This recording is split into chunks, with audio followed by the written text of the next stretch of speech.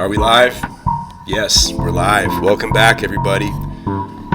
It's another day, Thursday, recording out here in the hills, from the hillside retreat of El Sereno, where we are broadcasting to you live. I wanted to talk to you about an article I read today in The Athletic by Eno Saris and Will Salmon.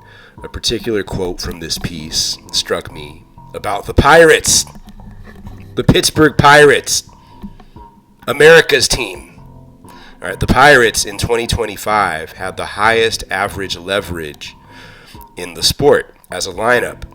On average, in other words, their games were tighter than anyone else's. Every at-bat meant more in terms of win probability, potentially.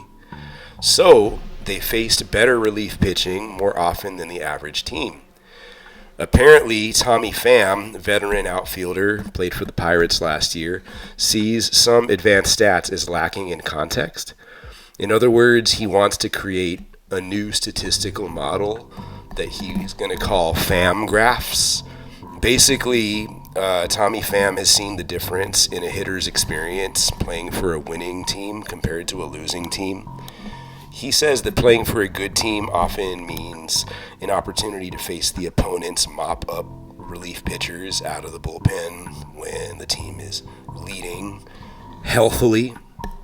You might face a lower caliber of relief pitcher and maybe playing with a little less intensity, perhaps. I don't know. Playing for a bad team, on the other hand, can mean facing high leverage relievers more often as superior opponents try to close out another win. They'll throw in a bullpen stud out there, and you'll just have to go ahead and deal with that because the game means more to them than it does to you as the losing team. They're trying to get ahead in the standings. You are not. You're not trying as hard, maybe. Managerial decisions are different. On average, Pittsburgh's games last year were tighter than everybody else's. Everybody who came up in later innings, therefore, had an at-bat more often than not that meant more in terms of win probability. So they definitely faced more dialed-in relief pitching than did the average team last year.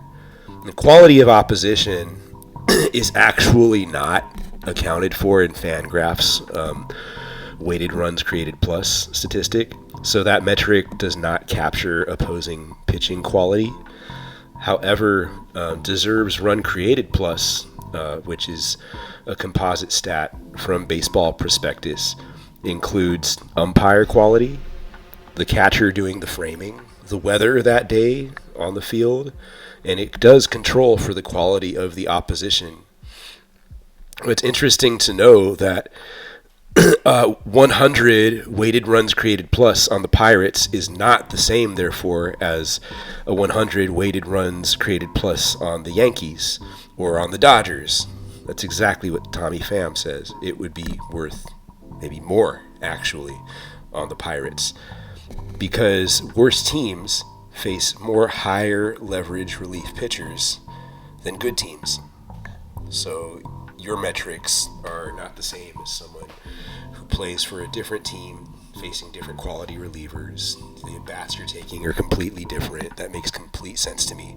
As someone who used to play a little bit, never professionally, never even close to professionally. So only one Pittsburgh hitter with more than 400 plate appearances last year had a lower deserved runs created plus than weighted runs created plus, and that player was Spencer Horvitz. So, interestingly enough, it might be true that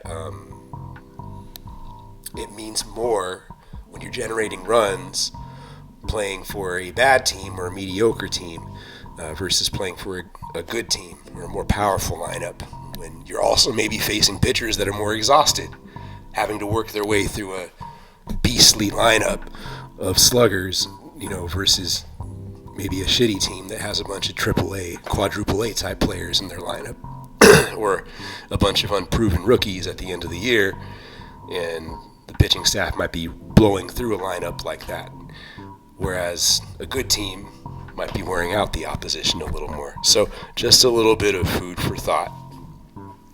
And let me know your thoughts on this as well.